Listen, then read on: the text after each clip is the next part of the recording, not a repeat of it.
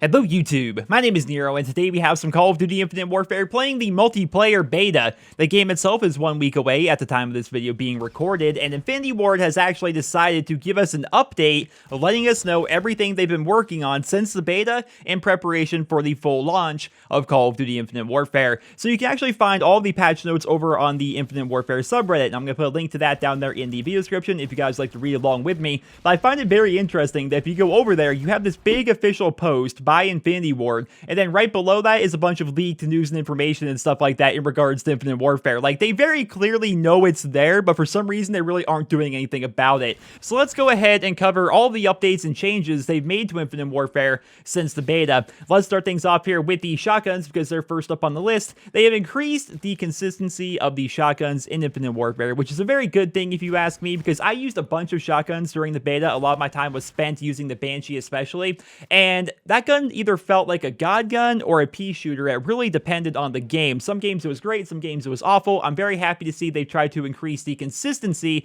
because even in my videos, and I was discussing it in my videos, at times you just get hit markers where it's like, there's no reason whatsoever I should have gotten a hit marker there. Then there's other times where you just melt somebody at a good distance, and it's like, how did I possibly kill that guy? It makes no sense whatsoever. So they tried to increase the consistency. I'm definitely looking forward to seeing what that's actually going to be like in the full version of the game. They have increased the longer range damage of these shotguns, which basically means you can do damage at a further distance than you could previously, which basically means you can get hit markers at longer ranges. But they've also slightly increased your one-shot kill range, which is very, very nice. Also, they have given a slight bonus to the quote-unquote one trigger pull kill range for the Reaver as well as the Banshee shotgun, which is a very weird way to put it. One trigger pull kill range. You mean a one-shot kill? I mean, I don't know why they always have to get so weird with their terminology in these patch notes and with these updates, but they've done that to the Reaver and the Banshee. I find it interesting that they did it to the Reaver, though, considering the Reaver is semi-automatic and really isn't designed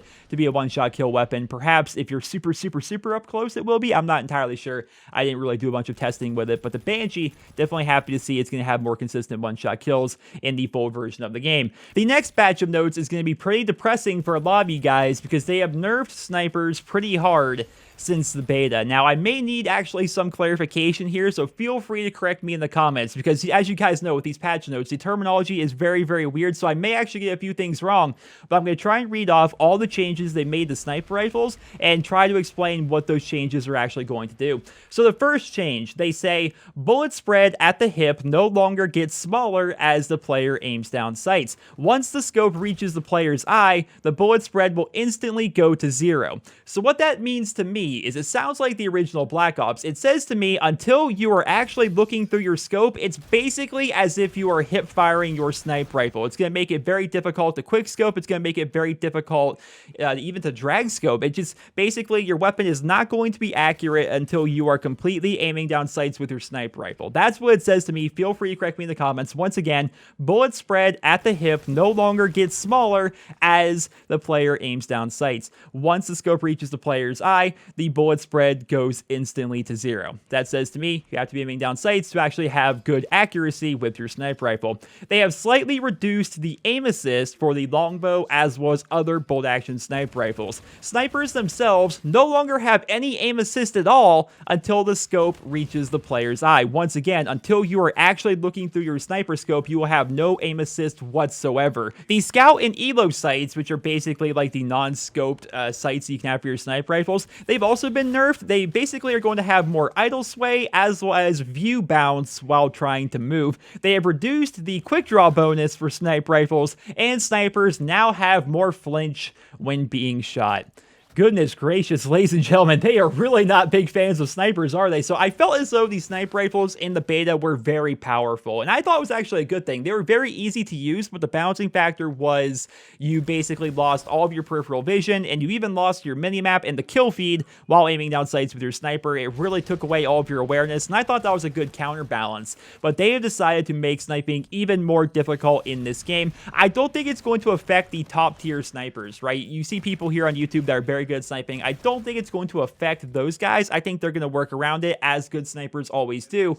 And I think this is really going to affect the weaker snipers. People like me who are somewhat decent at times at sniping, I think it's going to affect me because I'm not just going to be able to pick up a longbow and go on a rampage or anything like that without a little bit of practice. So we're going to see how this actually plays out in the full version of the game, but we definitely have a lot of nerfs to these sniper rifles here in Infinite Warfare between the beta and the live version of the game. In terms of submachine guns, they've only changed around one of them. The RPR Evo Epic variant, the Ripper as you guys know it, now has more recoil to compensate for its high fire rate. So basically the Ripper, which is going to be a gun I think a lot of people try to craft right away, it's going to have more recoil than it did during the beta. As for health updates, the health regen time has been reduced. Now, as I say, it's very difficult at times to understand what these people mean when they're laying out the patch notes with the way they're wording it. Health regen time has been reduced. That says to me your health is going to regenerate much faster than it did previously, or perhaps it's going to have a shorter amount of time between when you take damage and when your health starts to regenerate itself. I'm not sure exactly what they mean there,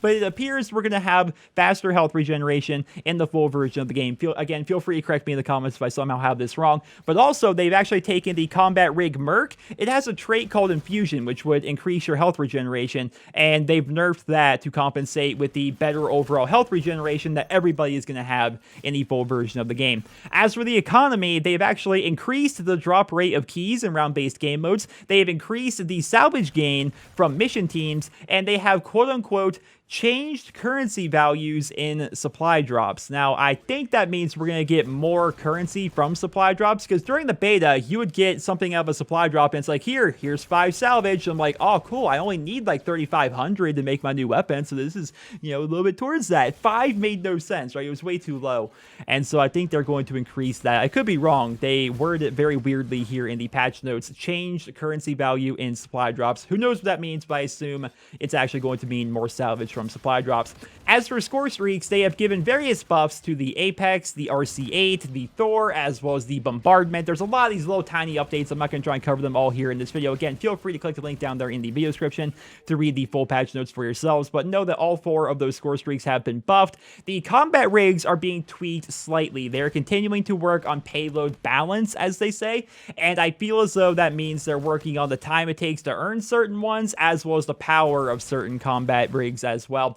Game modes have been changed slightly, or at least a few of them. In Defender, you now earn 10 score per second while holding the drone, which is up from 5 from the beta. Gun game will now feature all classic weapons, which is fantastic, especially for people that don't want to prestige a ton, because you have to prestige to actually be able to unlock these classic weapons. Well, all of them are now going to be in gun game as compared to only a couple of them, which I think is pretty nice for everybody. Domination, and this is a very interesting update, Domination will now allow you to step off of a flag and then go back onto it. So from now on, while you're capturing a flag, let's say you have the B flag halfway up, but you step off to kill a guy, your progress towards capturing the B flag doesn't just go away instantly like it did previously. It's now going to slowly start to decay back down to 0. So if you get halfway up, you step off the B flag and kill a guy, then go back onto the B flag, it's not going to be instantly gone. It's just going to be less than where you left it. It's still going to be making progress towards capturing it, which I think is actually pretty cool. It means you can actually move away from the flag slightly. There's something more annoying than like stepping off the flag for a second and then realizing, oh, I've lost all my progress, now I have to recapture the entire freaking thing. So I think that's kind of a cool update. I'm definitely interested to see how it's going to play out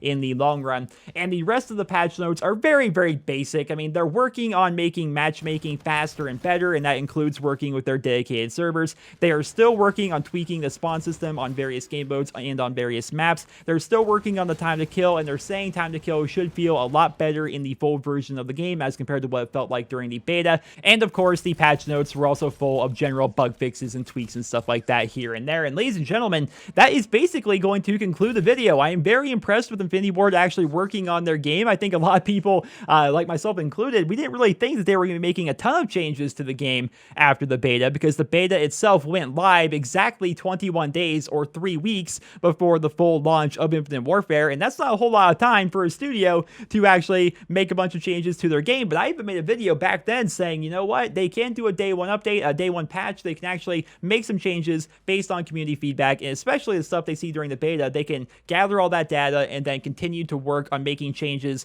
throughout the first couple weeks of the game or first couple months of the game based off feedback that they got from the beta. And it appears they're actually doing that. It appears they took all the beta feedback to heart. They're actually working on their game to make it better, and I'm very happy about that. Surely there are going to be some people out there who are upset that snipers are getting nerfed or that shotguns are getting buffed, but still, I think it's good that Infinity Ward is working on their game and they're not just kind of putting it out there to die. They actually had the beta for a reason. It wasn't only there to demo the game and try to bolster pre-orders. It was actually there for them to gather feedback, gather data, and make changes to improve their game. And I think that's good for everybody involved. But ladies and gentlemen, I hope you guys all enjoyed this video. Once again, check the link down there in the video description to read the full patch notes for yourselves. Let me know your thoughts on these updates down there in the comment section below, and I hope you guys all have a wonderful day.